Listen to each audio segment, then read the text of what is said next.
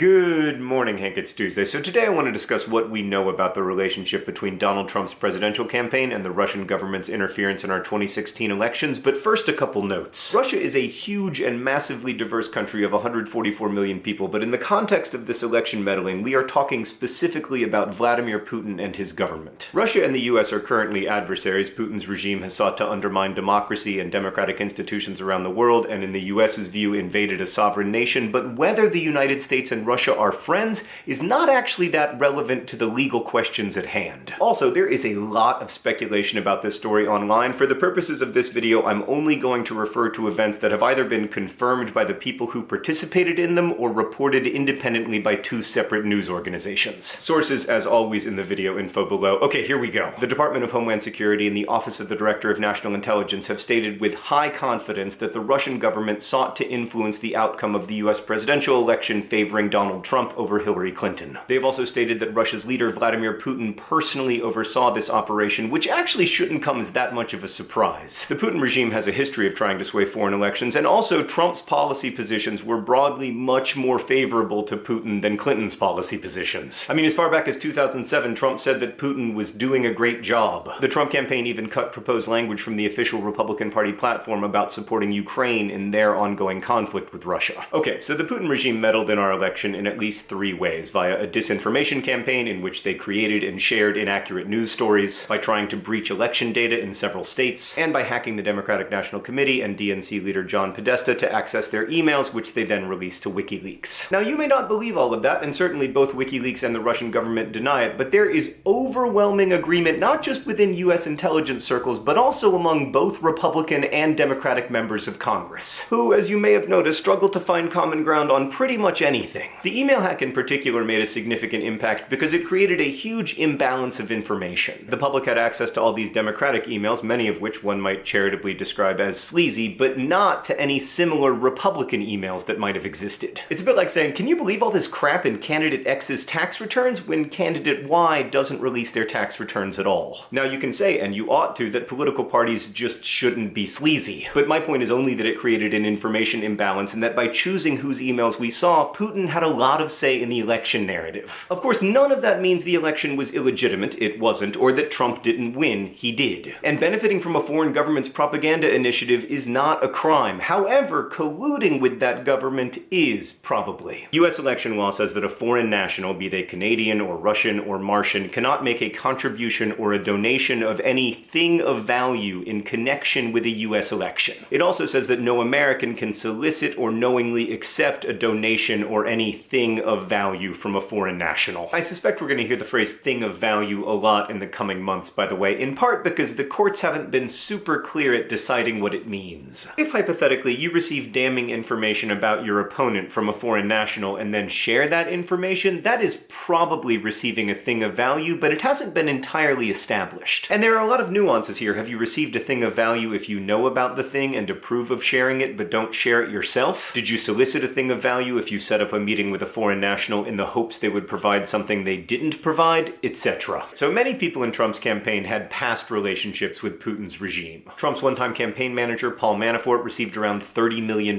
working for Oleg Deripaska, who is seen as one of Putin's closest business confidants. Michael Caputo, an early Trump advisor, had previously worked on a Russian campaign to improve Putin's image among Americans. Trump's Attorney General, Jeff Sessions, had to recuse himself from the Russia investigation after it was revealed he'd had previously undisclosed meetings with Sergei Kislyak, Russia's ambassador to the United States. And Michael Flynn, Trump's first national security advisor, failed to disclose payments that were made to him by an arm of the Russian government. And failure to disclose such payments is illegal for former military officers. Flynn also talked several times to Sergei Kislyak during the transition, the period after the election but before Trump became president. One of those calls occurred on December 29th, which happened to be the same day the US announced new sanctions on Russia. Flynn initially denied that he'd discussed sanctions on that call, but it became apparent that there was evidence to the contrary because Kislyak's calls are routinely monitored by US intelligence. Discussing sanctions policy on that call was possibly illegal. I mean, Flynn was not yet the national security advisor, but he was trying to negotiate foreign policy. But of greater concern is that the day after Trump learned that Flynn had lied about discussing sanctions, Trump asked FBI Director James Comey for loyalty. And then, the day after Flynn eventually resigned, Trump asked Comey to drop the Flynn investigation altogether. This is alarming because in the United States, the Justice Department and the FBI are supposed to operate independently from the White House. That's part of the reason FBI directors serve a 10-year term. They're supposed to be above party politics and not beholden to one particular leader. Trump asking Comey to drop the Flynn investigation was a significant breach of protocol. In fact, some have argued that it amounts to obstruction of justice, which is the charge that Richard Nixon was eventually impeached for. And then a few months later, Trump fired James Comey. Initially, the White House said the FBI director was being fired for his mishandling of the Hillary Clinton email case, but then, after a few days of trying on various justifications,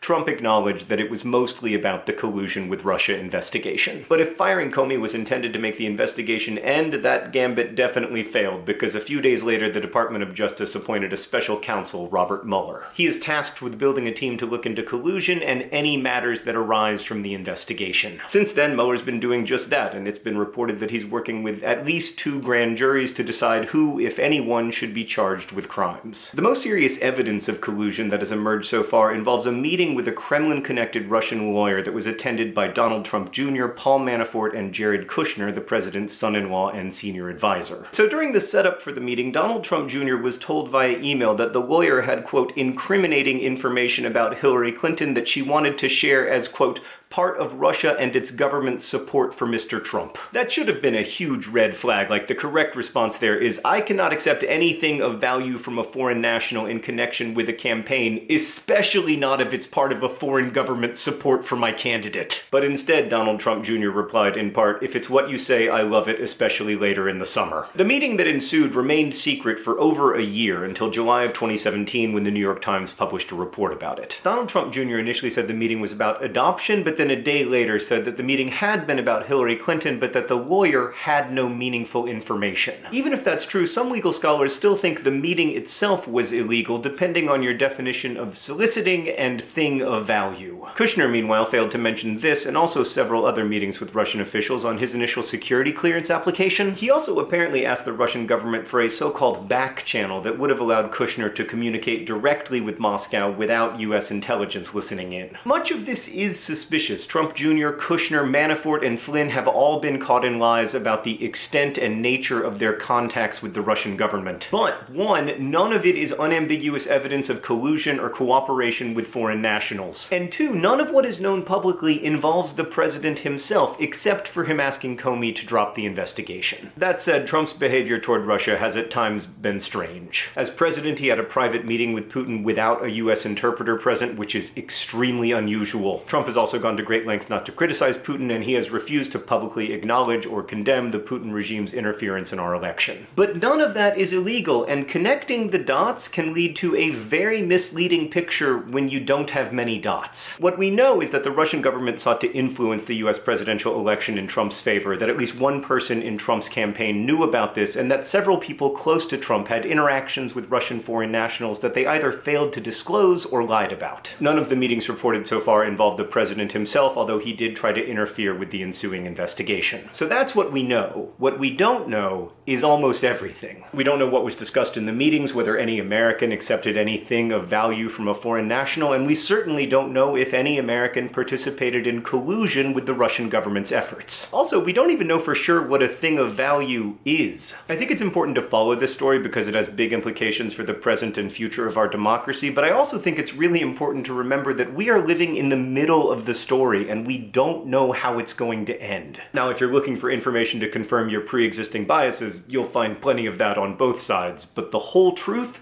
we just don't know that yet. I hope we will someday. Hank, I'll see you on Friday.